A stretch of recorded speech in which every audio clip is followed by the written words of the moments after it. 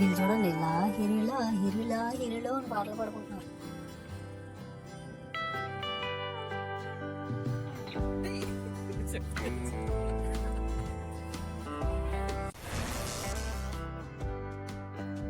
మన కేరళ ట్రిప్లో డే 2 ఈరోజు ఎక్కడెక్కడికి వెళ్ళబోతున్నానో, అలాగే కేరళ రుచుల్లో భాగంగా ఏ రుచులు ఈరోజు టేస్ట్ చేయబోతున్నానో ఈ వీడియోలో పూర్తిగా చూపించేస్తా పదండి. మేము ఎన్ఐటి కాలికట్ నుంచి బస్సులో కాలికట్ సిటీకి అయితే రీచ్ అయిపోయాం. అండ్ అక్కడ నుంచి కాలికట్ బీచ్కి 2 కిలోమీటర్స్ చూపించింది. సో మేమైతే నడుచుకుని వెళ్ళాలని ఫిక్స్ అయ్యి నడుచుకొని వెళ్ళిపోయాం.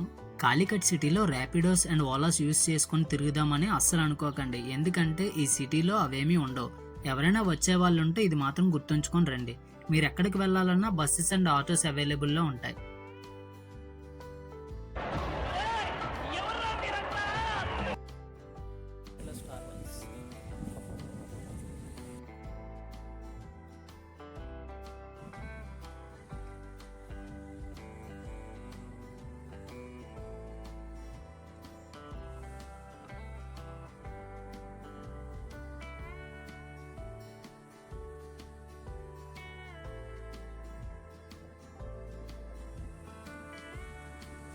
అండ్ ఈ బీచ్లో టూరిస్ట్ అట్రాక్షన్స్ వీటి నుంచే స్టార్ట్ అవుతాయి.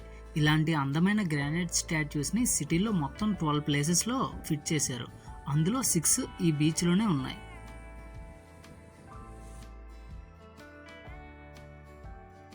అండ్ వీటిని తయారు చేయడానికి ఇండియాలోనే మోస్ట్ ఫేమస్ అయిన 12 మంది స్కల్ప్చర్ ఆర్టిస్ట్ని వెతికి తీసుకొచ్చారంట. అండ్ ఆ 12 మందిలో ఒకే ఒక లేడీ ఉన్నారు.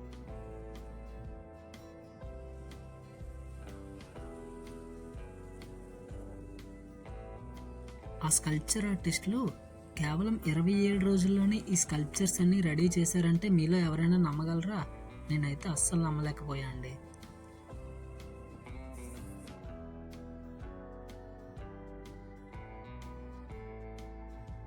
మనకి ఇంత అందంగా కనిపించే వీటిని చెక్కడానికి ఆ ఒక్కొక్క ఆర్టిస్ట్కి 75,000 ఇచ్చారంట. నాకైతే వీళ్ళు చేసిన పనికి అది కూడా తక్కువే అనిపిస్తుంది.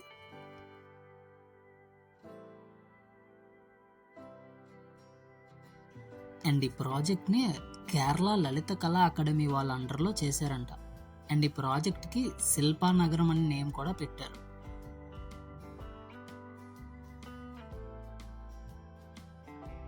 అండ్ వీటిలో ఉండే మరొక స్పెషాలిటీ ఏంటంటే ఇవి వర్షం పడినప్పుడు ఒకలాగా అండ్ అలాగే సన్ రైజ్ వాటిపైన పడినప్పుడు ఇంకొకలాగా కనిపిస్తాయంట.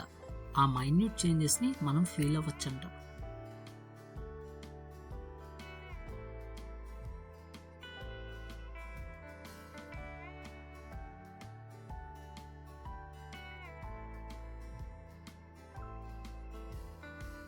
అండ్ ఈ శిల్పాలను చూస్తుంటే మనకు తెలియని ఎన్నో కథలని మనకి చెప్పడానికి వెయిట్ చేస్తున్నాయా అని అనిపిస్తుంది.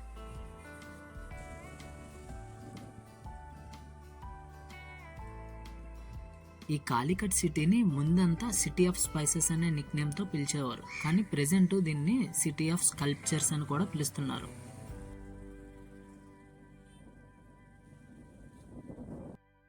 ఇదేంట్రా కాలికట్ అని చెప్పి వేరే నేమ్ ఏదో చూపించాడు అనుకుంటున్నారా?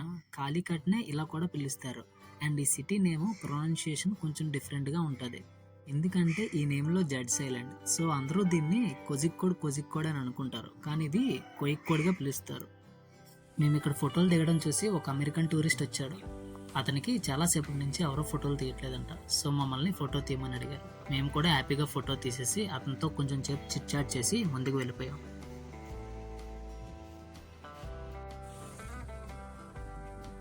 ఒక్కసారి ఈ బోట్ని చూడండి, ఎంత క్రియేటివ్గా థింక్ చేశారంటే బీచ్లో వేస్ట్గా పడేసిన వాటర్ బాటిల్స్ అన్ని కలెక్ట్ చేసి ఇలా బోట్లో తయారు చేశారు.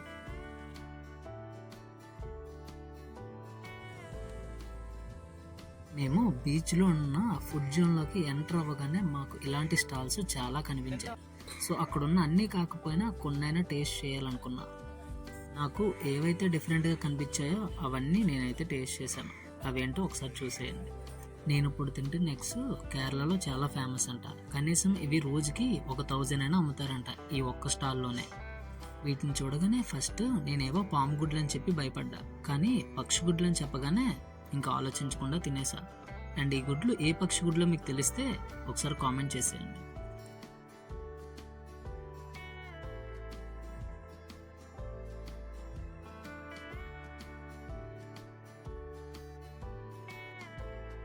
అండ్ ఇక్కడ నాకు యూనిక్గా కనిపించిన ఫుడ్ ఐటెం ఏదైనా ఉంది అంటే అది ఆల్చిప్పల బజ్జీయే. అండ్ నేను ఇది తింటున్నప్పుడు ఆ శీషల్కి ఏమి అవ్వకుండా బజ్జీ మొత్తం తింటానని చెప్పి మా తమ్ముడితో బెట్ కాసా. కానీ అది తింటున్నప్పుడు ఆ శీషల్ ముక్క కూడా నవలేసా. కానీ లక్కీగా అదైతే మింగేయలేదు.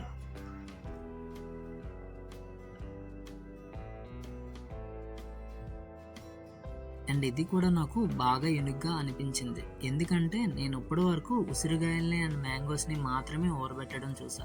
కానీ ఇక్కడ యాపిల్, పైనాపిల్, కీరా, జామ, పపాయ అండ్ డిఫరెంట్ ఫ్రూట్స్ని కూడా వీళ్ళు ఇలా ఊరబెట్టుకొని తింటున్నారు.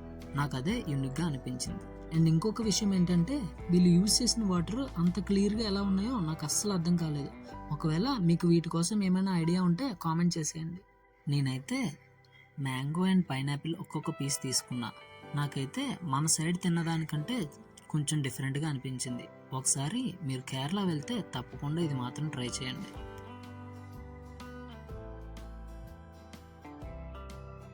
నెక్స్ట్ ఈ డ్రింక్ అయితే తీసుకున్నాం. ఇదైతే చాలా డిఫరెంట్గా ఉంటుంది. ఫస్ట్ ఆ ఐస్ బార్ని బాగా రఫ్ చేసి వచ్చిన ఐస్ పీసెస్ని ఈ గ్లాస్లో వేశారు. తర్వాత బాగా ఊరబెట్టుకున్న బీట్రూట్ అండ్ మ్యాంగో పీసెస్ని అండ్ ఆ పక్కనే ఉన్న లిక్విడ్ని వేసి ఇచ్చేశారు. దానిపైన టాపింగ్స్ కూడా వేశారు. అది తినగానే ఒకసారి నా ఎక్స్ప్రెషన్ చూడండి ఎలా ఉన్నదో. ఎందుకంటే నేను అది బాగా తీయగా ఉంటుందేమో అని ఎక్స్పెక్ట్ చేశాను, కానీ అది టోటల్లీ డిఫరెంట్గా ఉంది. అట్ లాస్ట్ మనం ఈ ప్లేస్కి అయితే రీచ్ అయిపోయాం. అందరూ రెస్ట్ తీసుకునేది ఇక్కడే. ఆ ప్లేస్లో ఇలాంటి సెంటెన్స్ చూసి నేను చాలా హ్యాపీగా ఫీల్ అయ్యా. ఎందుకంటే I always say no to drugs. So మీరు కూడా డ్రగ్స్కి నో చెప్పండి. And finally thanks for watching. Video నచ్చితే లైక్ చేసి మన ఛానల్ని సబ్స్క్రైబ్ చేసుకోండి. అండ్ పక్కనే ఉన్న బెల్ ఐకాన్ని ఒక్కసారి క్లిక్ చేసేయండి.